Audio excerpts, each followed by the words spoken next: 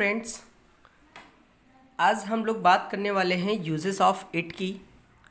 Part first हम आपको दे चुके हैं। उसमें कुछ थोड़ा सा वीडियो की स्पीड जो थी ज़्यादा थी, जो शायद आपको ठीक से समझ में ना आया हो। वैसे तो आया होगा, ठीक है, लेकिन कुछ अगर कन्फ्यूजन्स है तो मैं आपको क्लियर कर देना चाहता हूँ। तो आइए देखते हैं यूजेस ऑफ इट। देखिए, बहुत ही सिंपल सा यूज़ है यूजेस ऑफ इट। वैसे तो इट सब्जेक्ट की तरह होता है, जैसे कि देयर का यूजेस मैंने आपको बताया था। इट का मतलब यहाँ पर यह भी होता है, जो हम लोग निर्जीव वस्तुओं के साथ या फिर नेचुरल जो होती है उनके साथ लगाते हैं। नेचुरल सेंटेंसेस जब बनाते हैं उस तरह के, तब भी हम इसको लगाते हैं। तो देखते हैं फर्स्ट इसका यूज़, टाइम। देखिए, फर्स्ट यूज़ आपको दिख रहा होगा, टाइम, डे, मंथ्स, ईयर्स, मतलब समय, दिन, महीना और साल यानी कि वर्ष। इनकी जब सेंटेंसेस आते हैं, इनसे रिलेटेड जब हम कोई वाक्य बनाते हैं इंग्लिश में, तो उसमें हम इट से शुरुआत करते हैं। जैसे कि फर्स्ट एग्जांपल आप देख सकते हैं, लिखा हुआ है 2 बजे हैं, तो आप क्या लिखेंगे, इज़ 2 o'clock या 2 o'clock इज़। तो वहाँ पर आपको कुछ मिसिंग लग रहा होगा कि कुछ कम है, ठीक है। तो वहाँ पर हमने क्या किया, सब्जेक्ट की अनुपस्थिति यहाँ पर भी है, तो मैंने इट का यूज़ कर लिया, चूँकि ये टाइम है। नेक्स्ट देखेंगे, आज रविवार है, तो क्या टुडे इज़ मंडे आप लोग लिखेंगे या मंडे इज़ टुडे? तो वो गलत मेथड माना जाता है। इसलिए आज, कल, परसों, इस तरह के जो वर्ड आते हैं आपके, वो लास्ट में यूज़ आप कर सकते हो। तो बचा क्या आपका, रविवार है, तो इज़ मंडे, मंडे इज़। आपको इनकम्प्लीट लग रहा है ना, तो वहाँ पर आप लिखेंगे it is Monday today, it is Monday today. अगला देखेंगे, आज। नेक्स्ट है आपका जुलाई का महीना है, तो वही जुलाई का महीना, इनकी तो एक साथ बनती है, द मंथ ऑफ जुलाई। मतलब पीछे से बनता है, जब प्रीपोजिशन का भाग होता है तो उसकी इंग्लिश हम पलट कर बनाते हैं। यहाँ से मंथ ऑफ जुलाई, द लगा लेते हैं, तो द मंथ ऑफ जुलाई है ना। तो इससे पहले month of July, is the month of July, is या इज़ मंथ ऑफ जुलाई, तो इनकम्प्लीट की तरह बिल्कुल है। तो आप इट लगा लीजिए, उसके बाद हेल्पिंग वर्ब ले लीजिए इज़, तो इट इज़, फिर इसकी इंग्लिश आप कन्वर्ट करके बना दीजिए मंथ ऑफ जुलाई, तो it is the month of July. एक और देखेंगे हम लोग एग्जाम्पल, ठीक है। 1947 का समय था जब हम आज़ाद हुए, तो 1947 का समय था, तो it was the time of 1947, it was the time of 1947। इसका मतलब यही हुआ, 1947 ये हो गया, तो इट वॉज द टाइम। आप कैसे बनाते, वॉज द टाइम ऑफ या द टाइम ऑफ वॉज? नहीं, it was the time of 1947, 1947 का समय था जब, व्हेन वी गुड फ्रीडम, जब हमको सफलता मिली। सेकेंड रूल देख लेते हैं, जब कभी छुट्टी या फिर किसी खास पर्व के लिए कोई सेंटेंसेस बनाते हैं, जैसे कि कल छुट्टी रहेगी या कल छुट्टी है या कल छुट्टी थी, तो वो तो प्रेजेंट, पास्ट, फ्यूचर के हिसाब से आप इज, एम आर या फिर was, were, will be, shall be लगा सकते हैं।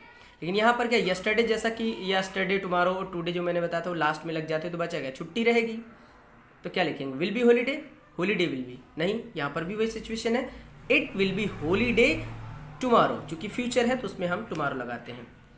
आज मेरा जन्मदिन है, तो आज, मैंने क्या कहा था आपको कि आज आपका पीछे चला गया, बचा क्या, मेरा जन्मदिन है, तो मेरा, my birthday is my birthday, तो इनकम्प्लीट लगते हैं ऐसे सेंटेंसेस। तो आप समझ जाइएगा कि हम लोग लिखेंगे इट से स्टार्ट करना है, तो it is my birthday today. तो जब भी कभी छुट्टी या फिर खास पर्व हो, ठीक है, सेलिब्रेशन टाइप के जो भी सेंटेंसेस होते हैं वो आप इट से बना सकते हैं। अगला देख सकते हैं कि मौसम तथा ऋतुओं के लिए, जैसे कि वर्षा होना हो, ओले गिरना हो, बर्फबारी हो, गर्मी हो, ठंड हो, इस तरह से। तो अगर लिखें बाहर अधिक ठंड है, तो बाहर, आउटसाइड, तो पीछे चला गया, बच्चा के अधिक ठंड, टू कोल्ड या मच कोल्ड। फिर क्या, इज़ है, तो यहाँ पर सब्जेक्ट की अनुपस्थिति होती है ना, ऐसे नेचुरल सेंटेंसेस में, तो हम वहाँ पर इट लगाते हैं, देयर नहीं लगाते। देयर किसी सिचुएशन, स्थिति को दर्शाने के लिए की जाती है या फिर किसी की संख्या बताने के लिए की जाती है। तो it is too hot outside, sorry too cold, ठंड है तो कोल्ड। अगर गर्मी आ जाती तो आप लिख देते it is too hot, simple. वर्षा हो रही है, चूंकि ये प्रेजेंट कॉन्टिन्यूअस टेंस है तो इसमें आप रेनिंग कर देंगे, बाकी वही है कि इट इज़ रेनिंग। इट आपको लगाना पड़ेगा, रेनिंग इज़ क्या लगा देंगे, इज रेनिंग, गलत लगेगा तो इट इज़ रेनिंग। अब एक एग्जाम्पल और देखेंगे, बहुत गर्मी है तो इट इज़ टू हॉट, जिसमें मैंने आपको यहाँ पे हॉट बोला था ना, तो यहाँ पे तो कोल्ड है, ठंड है, लेकिन यहाँ पर बहुत गर्मी है, इट इज़ टू हॉट। कुछ और एग्जाम्पल्स हम देखेंगे कि समय हो गया है। जब इस तरह के सेंटेंसेस आए, समय हो गया है या हो चुका है, दोनों एक ही बात है, ठीक है, उसमें आप लोग लगाएंगे has been, it has been. हम यहाँ पर लिख भी देते हैं, इट हैज़ बीन से आप लोग स्टार्ट करेंगे, it has been, it has been आप लोग वहाँ पर यूसेस कर सकते हैं, ठीक है।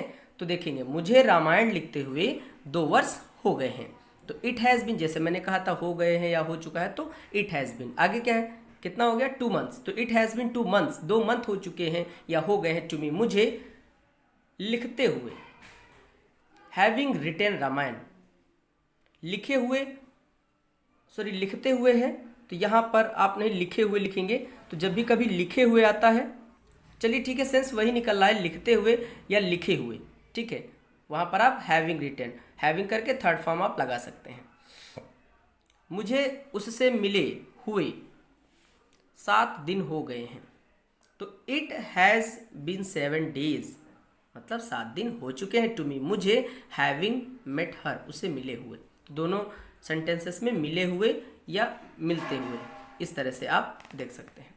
अगला एक रूल है 5, जिसमें मैंने लिख रखा है किसी समय, किसी कार्य में समय लगना, जैसे कि लगता है तो प्रेजेंट इंडेफिनिट में टेक्स, अगर लगा तो टुक, और अगर लगेगा तो विल टेक, बाकी तो आप बना लोगे, इट से लगेगा, ये आपको याद है। जैसे एक ग्रंथ को लिखने में मुझे 10 दिन लगते हैं, तो लगते हैं तो प्रेजेंट आ गया, तो it takes 10 days to me, मतलब मुझे 10 दिन लगते हैं टू रिटन अ नॉवेल, एक ग्रंथ लिखने में।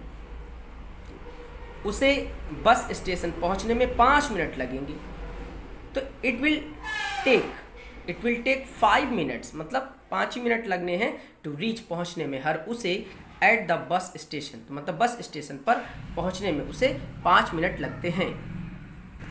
तो ये थे आपके कुछ रूल्स जो मैंने आपको पार्ट 1 में बताया था। जो कुछ भी समझ में ना आया हो तो आप हमसे कमेंट में पूछ भी सकते हैं, इसलिए मैंने कॉपी पर रिटन करके समझाया है, शायद जो कुछ कन्फ्यूज़न आपकी हम दूर कर सकते।